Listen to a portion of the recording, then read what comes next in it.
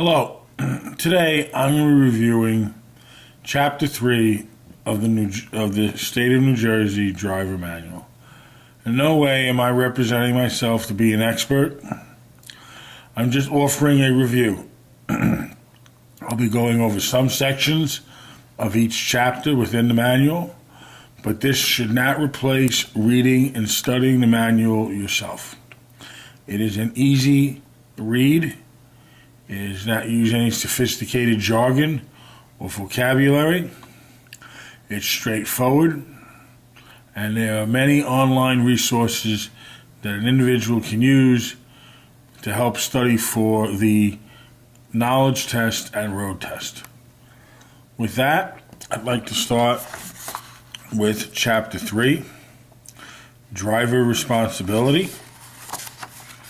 Okay, and within that chapter, it covers buckling up, car seats, child passenger safety law, airbags, car condition, starting a parked car, steering, stopping distances, proper braking, driving signals, driving in reverse, turning, and parking. I strongly recommend reading the chapter. It is not a lot of pages, and this review is not meant to replace driver's education, but rather just a review of some of the more bigger topics. Buckle up. In the state of New Jersey, it is the law. The driver of a vehicle is responsible for all passengers under the age of 18 that they be properly buckled into the vehicle. Seatbelts can save lives and improve a motorist's chance of surviving by up to 60%. Tips for seatbelt use. Buckle up with both the lap and shoulder belts on every trip. Wear the lap belt under the abdomen and low across the hips. The shoulder portion should come over the collarbone, away from the neck, and cross over the breastbone. The shoulder belt in most new vehicles can be adjusted on the side pillar to improve fit. Know how to adjust the seatbelt and how to release them if motorist passengers have to quickly get out of the vehicle. Buckle up if riding in the back seat. Use center seat belts if those seats are used. Seat belts help prevent riders from falling forward. Never put more than one person in a seat belt. Car seats. I cannot emphasize the importance of a car seat for children or passengers that fit within the defined constraints of who should be in a car seat. Car seats should be inspected regularly. They should be installed properly and inspected regularly, and should be used at all times when transporting a child in a motorized vehicle. A car seat is designed to protect.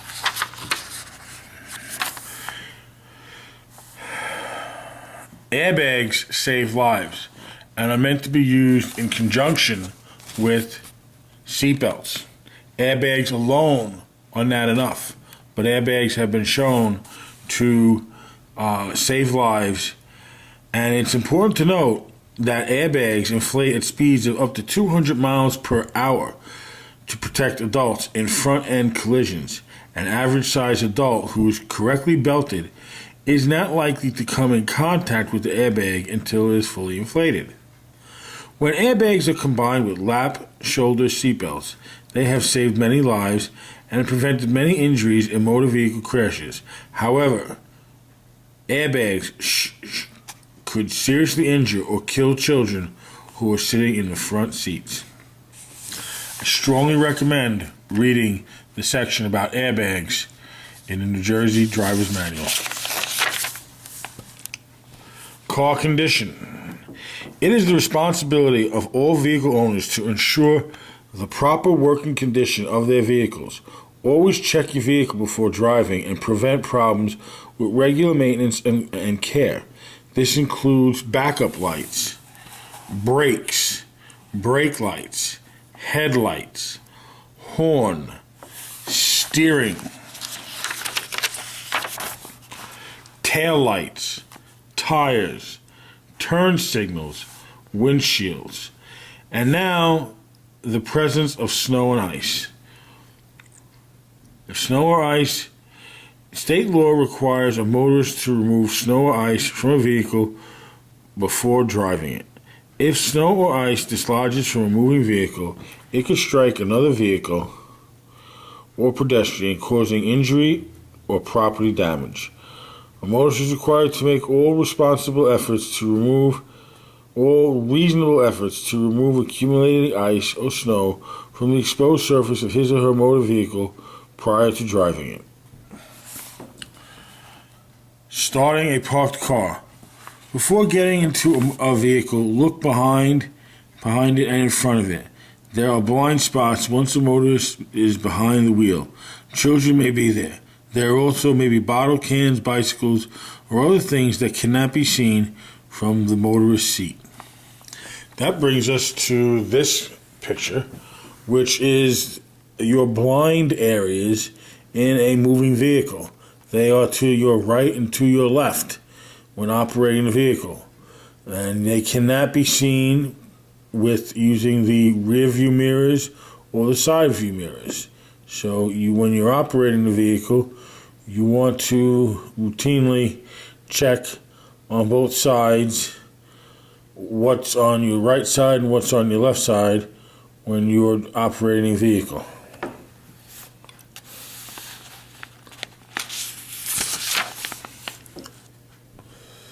Hand position, another important pictorial. Your hand should always be at the 9 and 3 position when operating a vehicle. When steering, when turning, use the hand-to-hand, overhand turning method so that you have proper control of the vehicle, and at all times, at least one hand is on the vehicle while making the turn. Stopping distances. There is no simple way to tell exactly how long it will take a vehicle to stop at a certain speed. Stopping distances depend upon motorist reaction time, weather and visibility conditions, vehicle weight, brake conditions, conditions and types of tires, roadway conditions, and speed. In general, the general rule is that for every, and I have it right here, for every 10 miles per hour, you should allow 11 feet of space. So, if you were driving at 10 miles per hour, you should allow 11 feet of space. If you're driving at 20, it should be allowed 22, 30 is 33, 40 miles per hour is 44, and so on until you reach 70 miles per hour, where you should allow 77 feet of space between your vehicle and the vehicle ahead of you, should they have to stop. You will maintain the proper stopping distance, and assuming that you stop in time, you will avoid an accident. But that's where you always have to remain alert. Proper braking. A motorist should know how the type of braking system that his or her vehicle uses. It could be a conventional drum and disc brake or an anti-braking system, otherwise known as ABS. Whether the vehicle is in front or rear-wheel drive does not determine proper braking.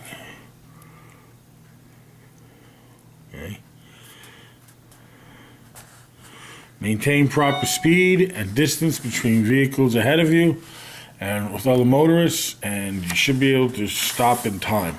But for more information, I recommend you read the New Jersey manual. Driving signals. Normally you use your directional lights to signify whether you're going right or left. But sometimes you have to use your hands because your directionals might not be operational. So if you stick your hand out, your left hand out your window, and it's down, that means you're going to stop. If you stick your left hand out, your left window, and the hand is facing upwards, it means you're going to make a right turn. If your hand is sticking out the window straight, okay, it means you are trying to make a left turn. Okay, when driving in reverse, always keep your head turned so you can see what is behind you. Okay, you always have to keep your eyes on the road, regardless whether you are driving forwards or backwards.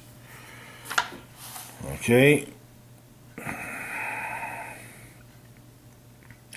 The three-point K-turn. The three-point K-turn is a legal turn in the state of New Jersey. It involves starting from the right side of the road, turning to the left side in an L position, and then going in reverse, and then going forward. So it looks like an L. You're going one way, and then you're going back and back down. Okay, it's called a K-turn. I really don't think there's any proper way to describe it. It's just something you have to learn to do when driving. Okay, and there's a picture of what a K-turn looks like. You see, you're making the L, then you're going back, and then you're coming forward like that. So that is a K-turn. Parking a vehicle. When parking, a motorist should always set the handbrake and the vehicle in park or in a normal transmission and vehicle in low, reverse, or low gear. Here's an important thing. This always shows up on the tests. When parking a vehicle downhill, the wheels should always be facing away from, the front wheel should always be facing away from the curb. When parking a vehicle, wait a minute. When facing downhill, the wheel should be facing towards the curb. When parking a vehicle facing downhill, the handbrake should be set and the vehicle wheel should be turned towards the curb. When parking a vehicle uphill, the handbrake should be set and the vehicle wheel should be turned away from the curb.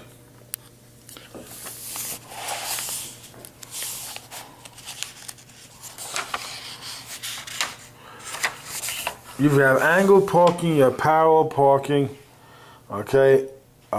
These are really things you have to practice. I don't really think you can describe them very well in a book. But you basically start with the car in front of you. You pull back into the spot. You pull all the way back as far as you can without hitting the vehicle that's now behind you. And then you bring it forward to leave space between the vehicle behind you and the vehicle in front of you. And that concludes chapter 3. Okay, if there's anything that I failed to cover, if there's anything I failed to review, again, I strongly recommend that you read the chapter. It's fairly easy, and I hope my review was helpful. And please come back again while we will go over chapter 4. Thank you and goodbye.